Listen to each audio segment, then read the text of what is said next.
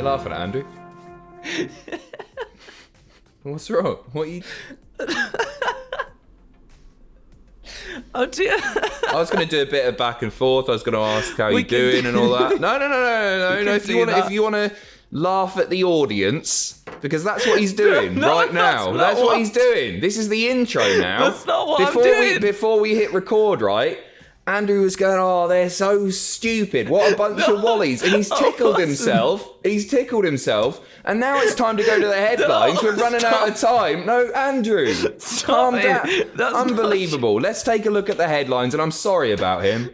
A planned match finish was changed on the fly due to injury on last night's Dynamite. Also on last night's show, a very popular tag team splitting up, and new matches have been added to Double or Nothing.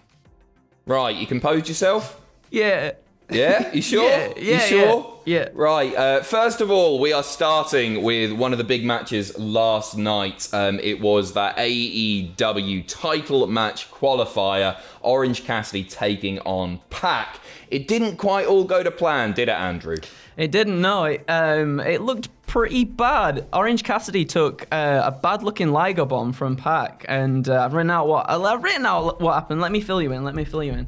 So Cassidy took a Liger bomb, and it looked like he landed on his head. It looked pretty brutal, and it kind of just like sparked him out for the rest of the match. Aubrey goes to check on him a lot, and it's just an awkwardly long time before Cassidy gets back in the ring and anything even happens again.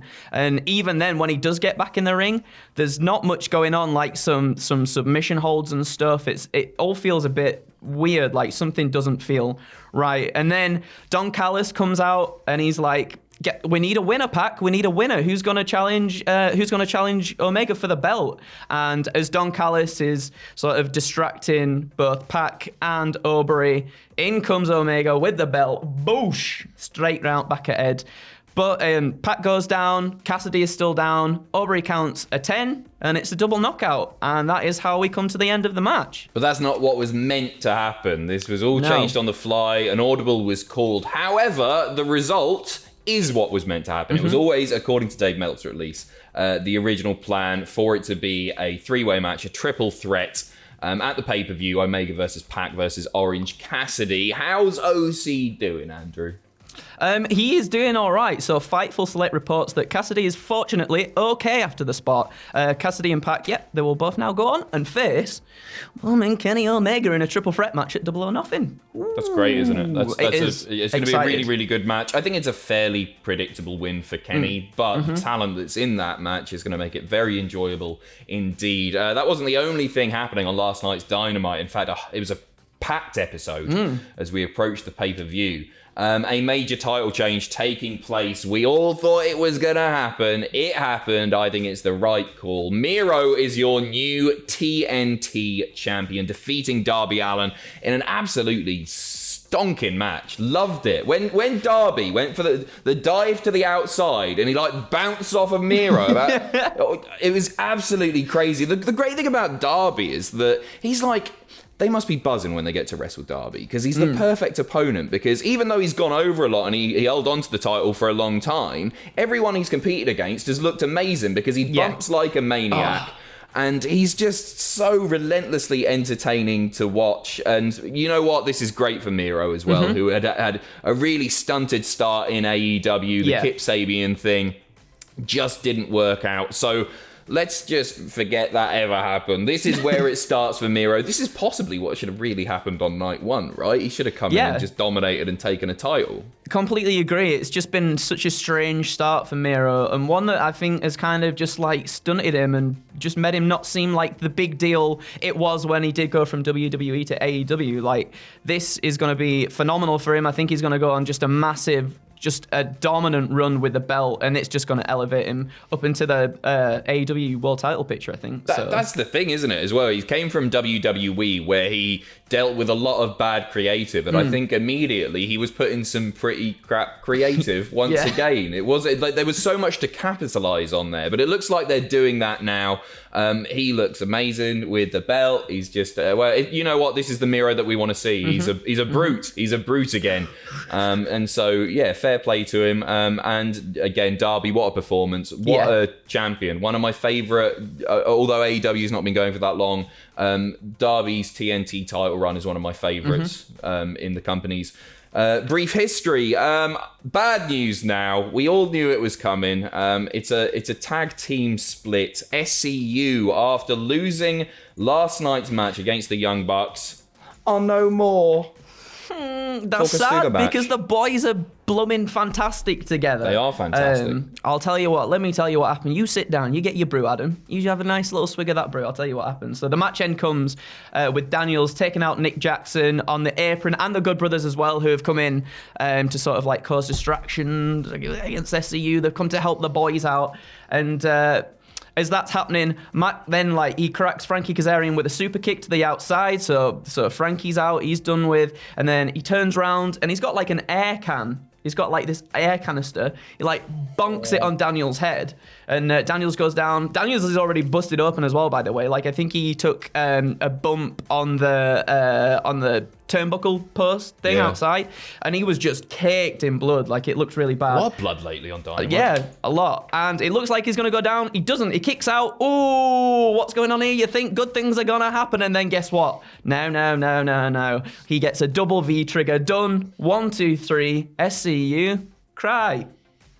Well, they don't cry, but I cried. They don't cry. They had a little hug, didn't they? They did afterwards. After the break. Yeah. You know what? I expected this to happen. I think we all did. I really do think that this should have been done on pay-per-view, because now the focus has immediately been shifted to Bucks versus Kingston and Moxley for Double or Nothing. And you've got SCU, who have been amazing together all over the shop as well. They've been amazing together. But yeah, now the eyes aren't so much on them. Obviously, they can do their own thing, and good luck to both of them. Obviously, Daniel's especially getting on in years. Who knows if this is the end of him as a full-time wrestler. I don't think this will be his last match or anything. I'd hope not, especially on Dynamite. But maybe he's going to be doing more of the training and producing stuff backstage. We don't really know. But they've been great together. And I hope both Daniels and Kaz do. I'm talking about this like it's real, aren't I? It's real. It's still real to me. Real to me. Moving on, some big matches announced for AEW's Double or Nothing pay-per-view, including the Casino Battle Royale for a future AEW title shot. Obviously, we've seen a fair few different versions of this, or we've seen the tag version. We had the women's title one at All Out in 2019. But anyway, we're back to AEW World Title shot on the line. Christian Cage announcing this last night. Looking forward to it. It's a match that I really, really enjoy. Also, after the first ever Blood and Guts match, we got the Inner Circle and the Pinnacle in a Stadium Stampede match at Double or Nothing. And the stakes for this one, Andrew, are high. They are, yeah. So this, it seems, though, that the stipulation for this, if the Inner Circle loses this match, they have to break up forever. That is it. Done and dusted. And I don't want that to happen. I don't want that to happen either. I feel like this, it should be a really, really fun match. I think the Inner Circle has been great, and it's helped so many wrestlers out being a part of that as well. So I don't know. We'll see. And finally, the Young Bucks challenging Eddie Kingston and Jon Moxley to at that pay-per-view as well. It hasn't been accepted yet, but it's obviously going to happen. Yeah. The focus has been shifted there, as I say. So just to run through the card really, really quickly, we got Kenny versus Cassidy versus Pac. We've got Shida versus Baker. We got Cody versus Ogogo. We've got Paige versus Cage. Ooh, isn't that fun? It's good, that. Isn't that fun? I was thinking he was going to put Cage was going to put his title on the line for this, but nothing yet. I'd quite like him to defend that. You know. I mean, yeah. We'll see. And the Casino Battle Royale for a future AEW title shot. Andrew, before we go, do you want to apologise for your behaviour at the beginning, making fun of all the viewers? That's not true. I don't know what happened. I just went off on one, and you just put those words in my mouth. I didn't put any words in your mouth. What you said was actually a lot stronger and more malicious. Stop it! He's a naughty boy, that man. Don't listen to him. We'll be back in a little bit with some more wrestling news. Take care of yourselves. Check out the channel today. Predictions for WrestleMania Backlash coming soon too. Andrew's doing all that. Oh, he's being Jeff Hardy for some reason. All the best. Bye.